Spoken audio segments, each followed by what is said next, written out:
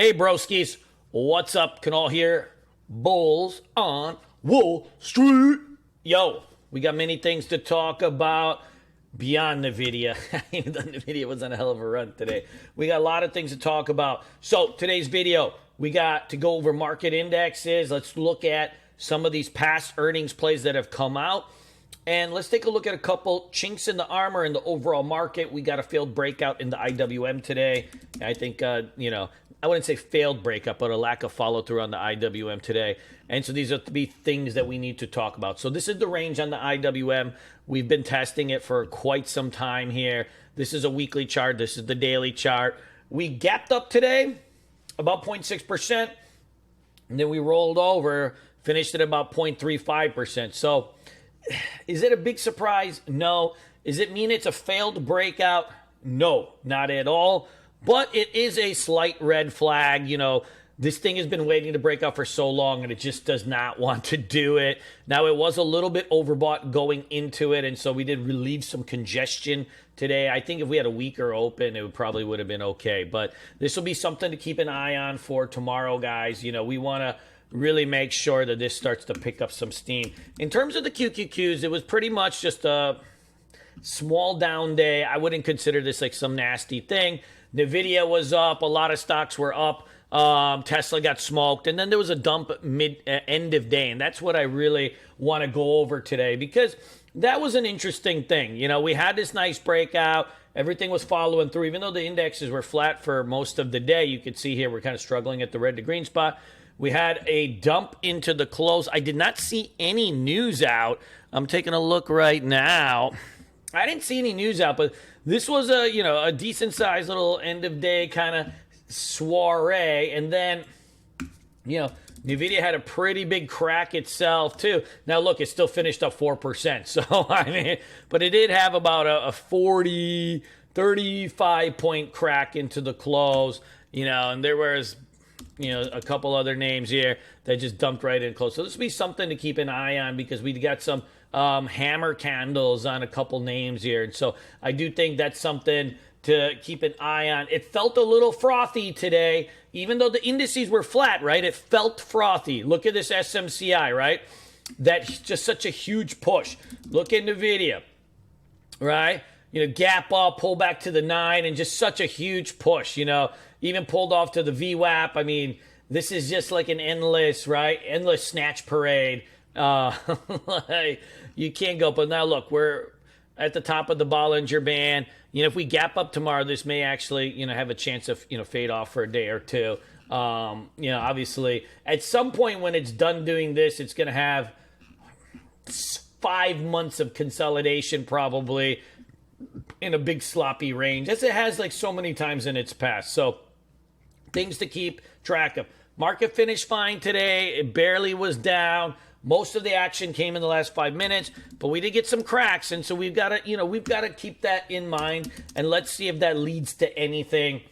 10 minutes doesn't make a trend or anything, but it does mean it's something that we just need to keep an eye on. And you can see a lot of these stocks are outside the top of the Bollinger Band. You got AMD at 95 stochastics or 94 stochastics. So, we want to probably stay away from longing these tomorrow. If anything, a little gap up on these, we might even be able to jam a quick, 1 to 2 hours short and see what's going on. Beyond that, though, I would think that the main thing that we should be really talking about and looking at is this old Bitcoin had a huge run, 8%.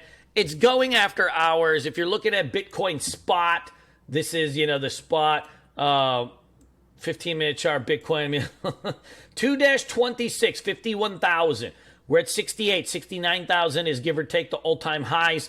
We're pushing into that. If we look at more of a little bit of a longer-term chart, we could probably use a little bit of a breather here. As you can see, the 9 EMA and the weekly chart is still like pretty, it's pretty far away, I believe. Yeah, this is a weekly chart. So we're right at a sweet spot. We're give or take all-time highs depending on how you look at it, but we're there.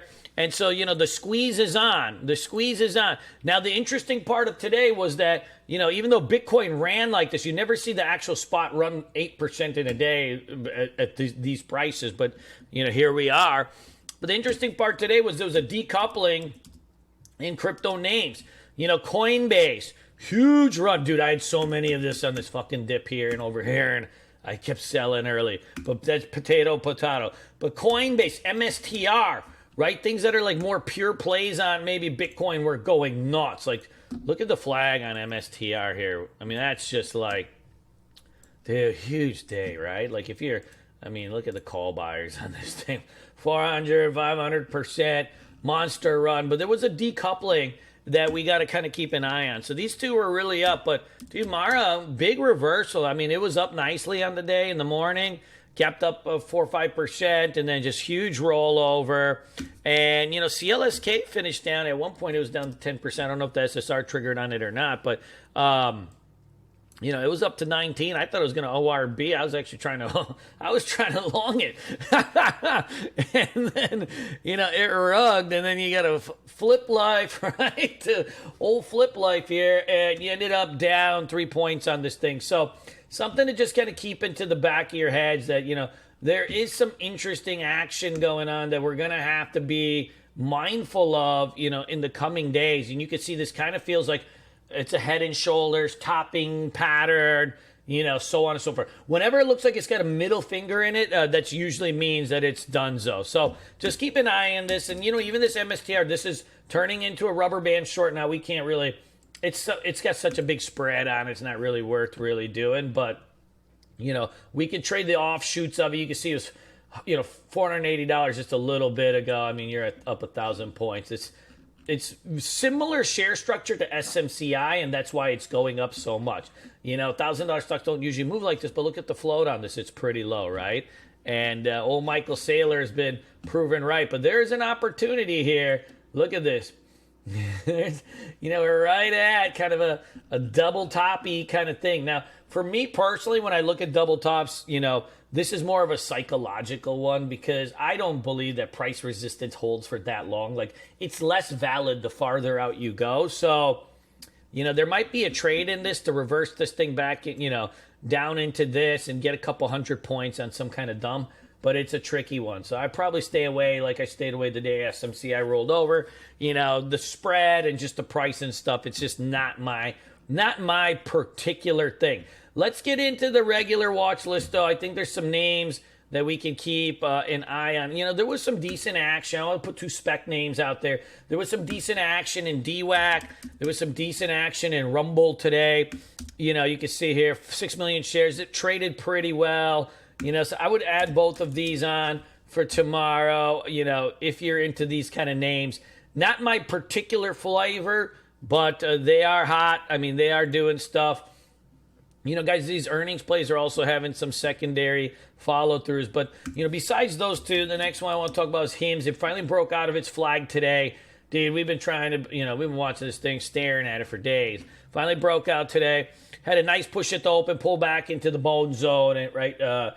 Easy, happy-go-lucky push. I think this one's red, weak open, red to green on this one. Really like CLH yesterday. Had an inside day.